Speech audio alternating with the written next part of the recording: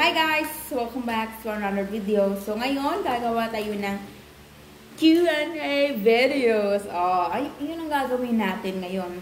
So far, matagal po akong hindi nakasagot sa ibang mga katanungan kasi nga busy talaga ako sa pagiging nanay, sa pagiging content creator. So, nag-heart lang talaga ako minsan sa mga taong kikita ko yung magandang comments. Diba? But anyway, I'm always thankful guys sa mga nanonood, sa mga sumusuporta sa akin. Thank you so much.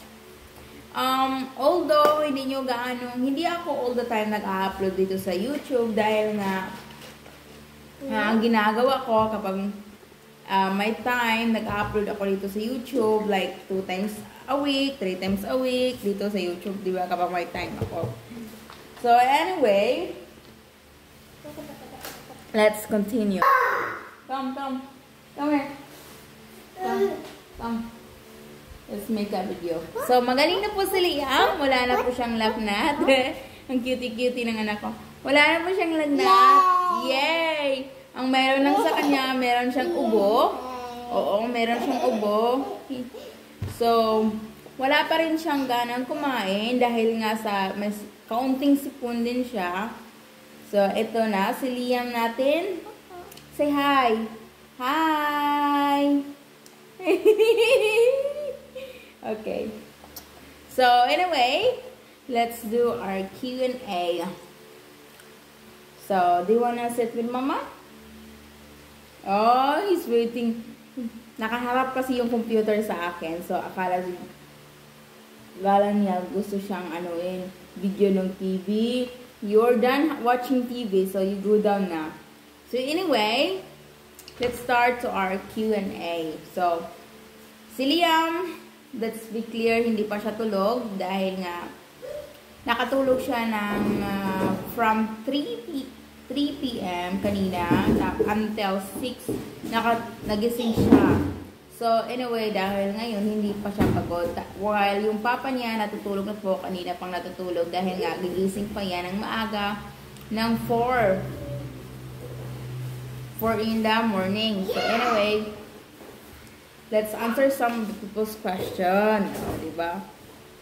So, once in a blue moon lang tayo nag-question kapag hindi ako busy. But, anyway, sa mga taong hindi gaano nakasunod sa akin dito sa YouTube videos ko, pwede naman meron ako maraming mga short videos doon sa FB, Facebook ko. So, I wanna say thank you so much also sa mga support sa akin, to my YouTube and my Facebook, and thank you so much dahil sa Facebook, umabot na po tayo ng 2M. Thank you so much guys. And I will thank you rin sa panonood niyo dito sa aking YouTube. So anyway, let's tackle the one question that people been asking. So, last time, sabi ko sa inyo, di ba, na magtatayo kami ng temporaring bahay. So, sabi ng mga ibang tao, bakit kailangan mo magtatayo ng temporaring bahay? Bakit hindi ka nalang magtatayo ng paunti-unti? So, here's the thing. One thing at a time. Ako kasi yung tao, hindi ako nagmamadali, no? Hindi ako nagmamadali kasi ayoko magkamali. So, let's fix my son first. As all of you know, na nakanood sa akin, as all of you know na nakasunod sa video ko, sa mga post ko, alam niyo na to. Although, ako po mismo yung nagpa-process sa lupa namin, ako po yung nagpapatransfer ng name ko sa lupa. So far ngayon, processing pa po siya, di ba? So, ngayon, ang papel pa po namin sa lupa, nasa DAR pa po siya. So, yung DAR po, it takes like 2 months po bago sila mag-release ng DAR clearance. Kasi nga po, yung lupa namin is agricultural siya. So, need siya ng DAR clearance.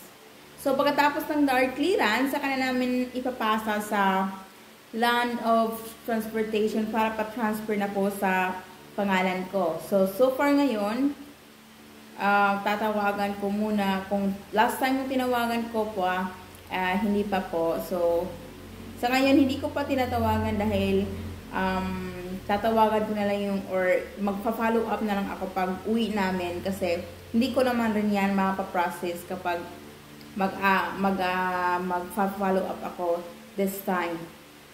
So that's, kasi nga, ayaw ko kasi nga pinadaan-daan sa mga agency or sa mga tao, or yung mga tao yung gumagawa, magpa-process para sa akin kasi to be fair, I have trust issues, no? Wala kasi akong makapagtiwalaan so far. So anyway, so after that, pag mapaprocess na namin yung ma-transfer ko na po yung lupa, is ano na, ma-transfer ko na po sa name ko. Saka na po ako mag-a-apply ng land for title or titling of land. So that's what I'm doing right now. So anyway, so sa mga, di ba, for the last video, sabi ko po, magtatayo kami ng temporary na bahay. Tapos sabi namang iba, bakit temporary? Bakit hindi ka na lang mag-build ng bahay? Unahin mo yung sala, tapos kitchen, and tapos so on. So far ngayon, ang gagawin kasi namin temporary na bahay. Kung nakapanood kayo sa video ko, meron kaming unfinished na bahay na maliit lang, itong maliit lang. Ito ay, nung bumili kami ng lupa, meron nang nakatayo na like bahay, tapos like a piggery. Kasi nga, plano ng may-ari, magpipiggery siya doon. At tapos yung maliit na bahay na tinayo niya, like a rest place niya. Kaso nga ilang, nung lumating yung typhoon, Odette, lilipad. Tapos paglipad, nasira yung bubong. And hindi na po niya kinikontinue yung ano niya, business niya na piggery. At yun na nga, bininta niya yung lupa na yun. At kami yun po ang nakabili. So, ang gagawin namin, lalagyan namin ng bubong, yung bahay na yan. At i-extendan namin ng plywood. Opo, i-extendan namin ng plywood. Tapos, gagamit lang po ay kahoy lang muna. Di doon sa may balcony side. So, dahil so far, hindi pa ako nagpa-process ng building permit kasi ayaw pa naman, even though maraming mga tao doon sa bundok na nagtatayo ng bahay without building permit. But for me, I want to do it right. No? I want to have a building permit dahil ayaw kong may mga magsaselos-selos ng kapitbahay tapos mag-report. So, I want it right way. Right. Very. So, I want to have a building permit. So far, nagpa-process ako ng building permit. But, so far, dahil lilipad kami, yung pirang gagamitin ko sana, ayaw kong, meron naman kaming pera pang, like, process mga architect to have this building plan. Kaso nga lang, hindi muna ako magpa-process ng building permit kasi ayaw kong masu-short sa travel namin. Kailangan namin ng extra pera in case what happened on the flight, diba? So, pag-uwi ko na lang po yan sa simulan. Meron na po akong nahanap na architect or engineer para sa plan ng bahay. So, yun po ang dahilan. And, while magsistay kami doon sa temporary house namin, lalagyan din namin ng fence, temporary fence sa lupa namin. Hindi pa namin nagawa yung fence namin. So, para to see that is our boundary of our land. Para wala nang mag-ano-ano pa sa lupa namin. So, that's the reason, okay? Ayaw ko yung katulad ng ibang sinasabi na paunti-unti. No, I want to do it in the right way, no? So, yung plywood kasi, no need ka nang mag-building permit. So, yung building kasi na plywood, hindi mo na kailangan ng building permit kasi it's just like bahay kubo lang naman siya. So, no need building permit. Kaya, sinasabi namin, yun muna ang gagawin namin. Sabi na, I got a lot of comment here. Sabi, bakit ngayon mo lang? Dapat noon mo pa ginawa. Noon, kalakasan pa at dami nyo pang views. Anyway, I mean, before, hindi namin ginawa because, first of all, hindi ko, ayaw kong gagawin dahil because of the land. I want to start first the processing of the land before building the house, diba? So, yun po. Pinaprocess ko muna yung lupa bago kami magsa-start na magtatayo ng kahit ano-ano doon. So, alam niyo naman, inuuna ko muna yung land. Ang pagpaprocess kasi sa lupa, hindi easy. Sobrang layo. Pumunta kami sa Argao. So, it's like 4 hours from kung saan kami dito. Tapos, pupunta naman kami sa kuha naman ng papers kung nasaan yung lupa namin. So, it's very hassle. So, we decided to rent muna dahil nga to see para din kay Liam. Kasi pinagtitherapy namin doon sa Dumaguete, malapit lang kami dito to see his improvement. So far dahil meron na kaming hindi kasi marami kasi kaming mga dapat isipin. If we move, we need to figure it out for Liam's school, he has school kasi he has school, he has therapy, he has regular school as all you know. Hindi nyo gano'ng nakikita kasi hindi ko nag-video sa regular school niya. So it takes a lot of, back and forth. Maraming mga dapat gawin, diba? So ngayon, kapag building kami, hanapan din namin si Liam ng school doon, na therapy school na mas malapit doon sa nabili namin yung lupa. So, that's whole thing. Hindi naman easy. So, and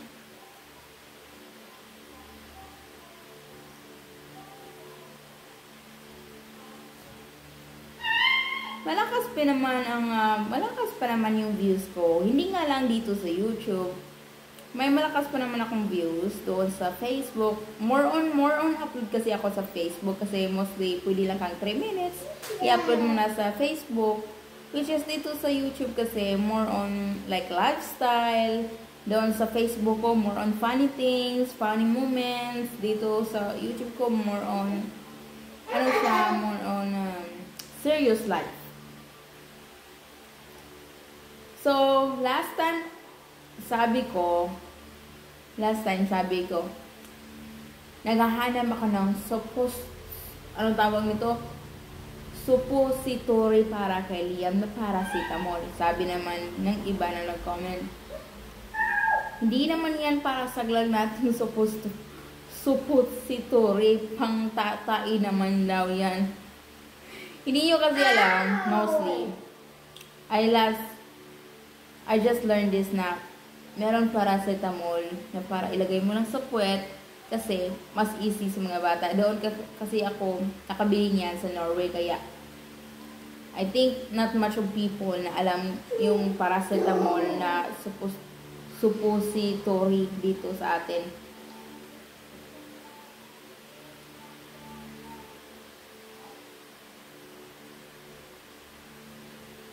And then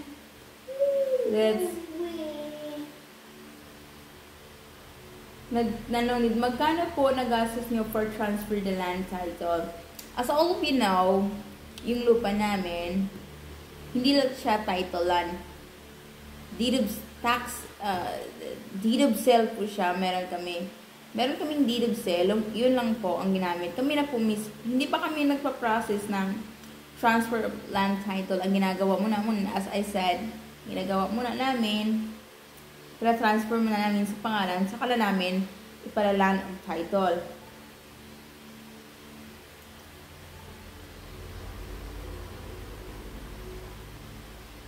And then, hindi naman mahal kapag magpatayo kami ng temporary house kasi it's just it's just a plywood and a little wood. Pagkatapos niyan, yung kahoy naman namin gagamitin, magagamit pa naman yan sa like gagawa kasi kami ng storage place. Magagamit din naman yung plywood namin to build something. Yung kahoy magagamit din yan pagtatayo kami ng bahay kubo in the future, di ba? So hindi siya masasayang and madali rin siyang gawin and then hindi rin kamahalan, hindi rin siya kagamahalan.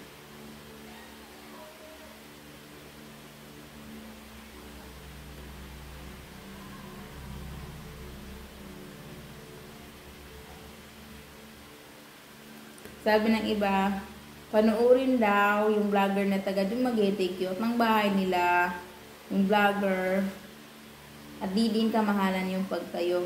Meron na po kaming plan ng bahay, no? Meron na kaming plan kung anong yung bahay hitsura namin. We have anong hitsura niya, meron na po kaming plan. So far, hindi lang namin magagawa muna kasi we need to make sure na meron kaming enough money to start, no? Like a fast process. Hindi naman yung gusto ko yung example, meron akong like at least like 400,000 to start the building right away or 500,000 to start the building right away kasi para hindi maraming hinto-hinto, no? So, anyway, hindi din na easy siya na mag-save kasi as all we know, nagpapatherapy ako ng anak ko, di ba? Madami kaming gastusin and then we plan to have business pagkatapos ng dito pag-uwi namin. So, it's kind of like slowly lang muna tayo. Slowly and surely.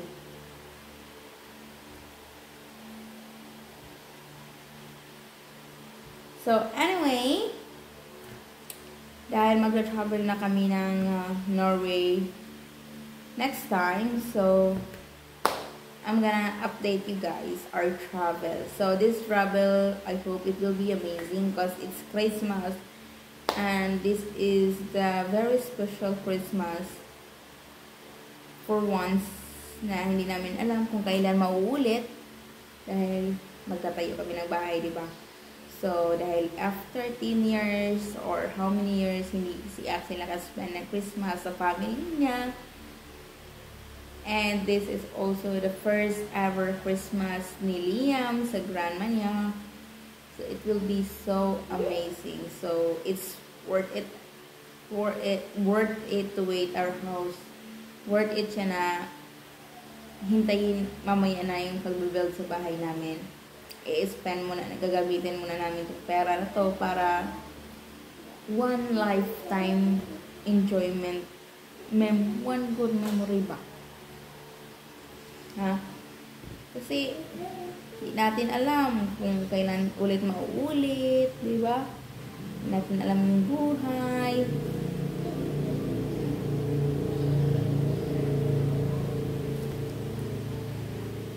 So anyway, thank you so much for watching, guys, and until next time, see you, bye.